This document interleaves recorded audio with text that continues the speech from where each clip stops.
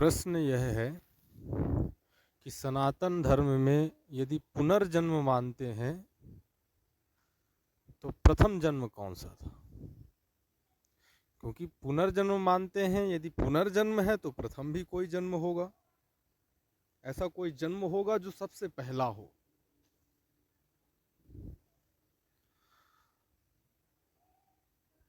तो सीधा सीधा इसका स्पष्ट उत्तर है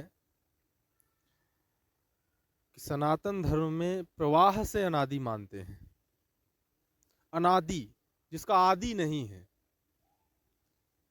आपने सुना होगा अनंत, जिसका अंत नहीं है, कह नहीं सकते अंत के बारे में।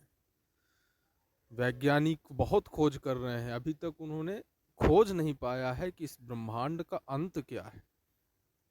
अनंत। वैसे ही अनादि, आदि का कुछ कहा नहीं जा सकता है, स्पष्ट नहीं है, अकथनीय है।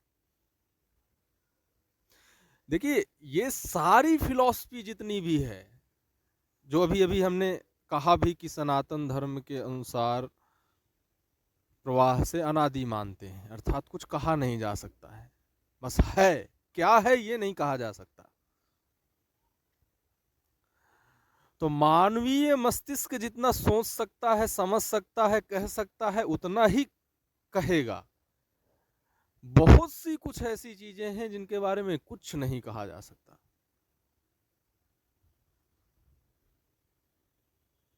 अकथनीय है।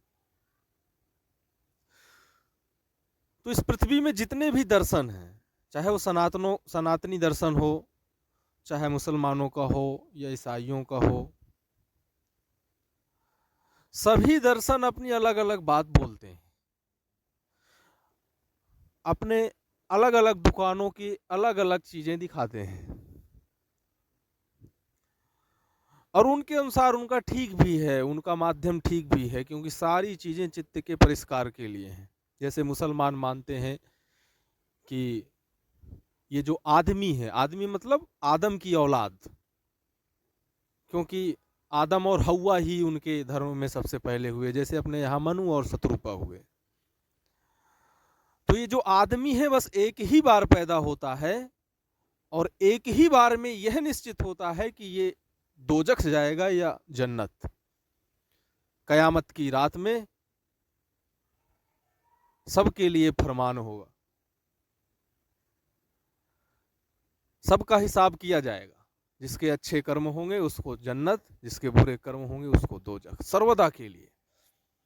अब मान लीजिए किसी के चित्त में ऐसा बैठ जाता है कि अरे बिल्कुल बात ये सही है, अगर मैं बुरे कर्म करूंगा तो सर्वदा के लिए दोजख अर्थात दुख में रहूंगा, तो उसके लिए ये बात बड़ी काम की है, बहुत काम की उसके लिए।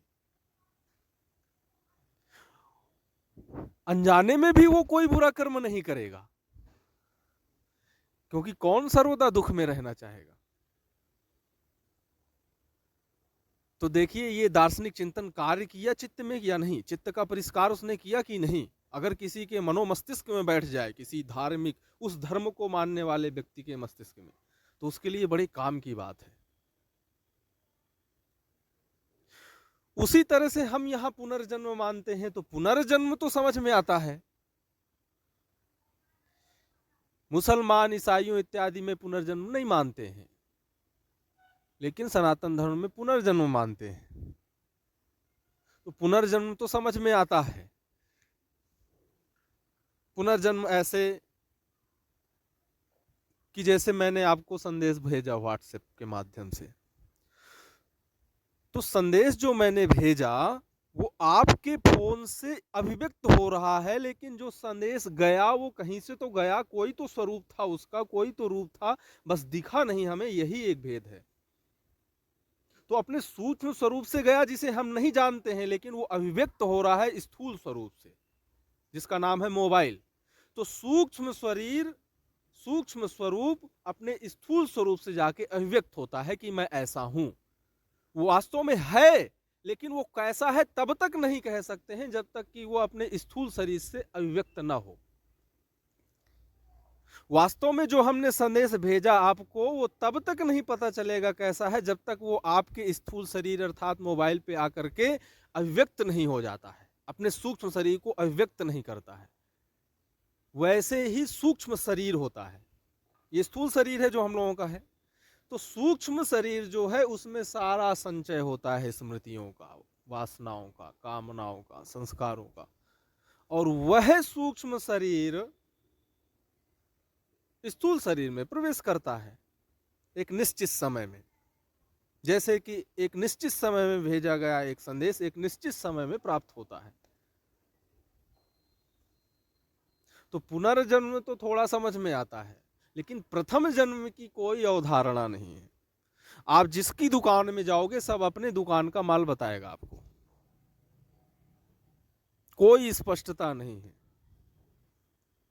आप अद्वैतियों में जाओगे वो अद्वैत जैसा बताएंगे, आप त्रैतियों में जाओगे त्रैत जैसा बनाएंगे।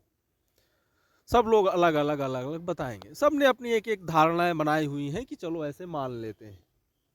कोई पक्का नहीं है कि वैसा ही है, अनावश्यकता है पक्का करने की, क्योंकि ये जितना भी चिंतन है ये सब चित्त के निर्माण के लिए, चित्त के विनिर्माण के लिए है, चित्त के परिष्कार के लिए है।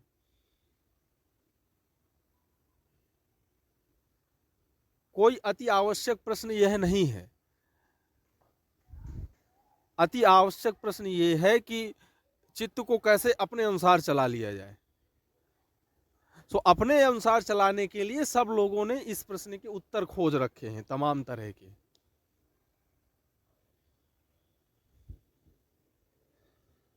सो जिसके लिए जैसा फिट बैठता है वो ऐसी मान्यता बना लेता है, और वह उस मान्यता से फिर उसको सहायता मिलती है कि उसका, यदि वो मानता है कि देखो जन्म एक ही है, यही प्रथम है, यही अंतिम है, तो जब यही प्रथम है, यही अंतिम है, इसी से सब निश्चय होना है, तो इसी जन्म में जो करना है सो कर लो, इसी जन्म में ऐसा कर लो जिससे आगे का संपूर्णता से निश्चय होना है।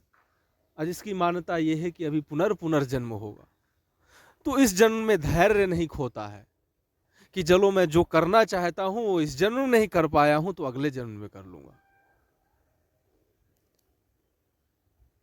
आस बनी रहती है, वो आशा बनी रहती है। ऐसा नहीं लगता कि बस खोया तो सब खो गया, उसे आशा बनी रहती है कि खोया है तो प्राप्त भी होगा, पुनर्जन्म में प्राप्त होगा। चित्त के निर्माण के लिए है, चित्त के संतुलन के लिए है। और अच्छी धारणाएं हैं, ये मान्यताएं अच्छी हैं, लेकिन है मान्यताएं ही, ये ठीक अवधारणा रखनी चाहिए। जितना भी दुनिया का दार्शनिक चिंतन है सब चित्त के विनिर्माण के लिए है। कुछ लोग कहते हैं सब कुछ निश्चित है, क्या होना है कैसे होना सब निश्चित है। जब आप बहुत पीछे चीजों के पड़े हुए हो, आपको कुछ नहीं मिल रहा है, नहीं सफल हो रहे हो, तब के लिए ये अवधारणा बहुत अच्छी है कि देखो सब निश्चित है, नहीं होना है तो नहीं होना है। मन को टॉफी दे दिया, मन बड़ा अशांत था, मन को टॉफी पकड़ा देते हैं हम लोग, विचार रूपी टॉफी, जिसको दार्शनिक चिंतन बोलते हैं। मन शांत हो जाता है कि भैया देखो निश्चित है, नहीं कर पा रहे, नहीं हो पा रहा, देखो पुनर्जन्म में कर लेंगे, मन शांत हो गया।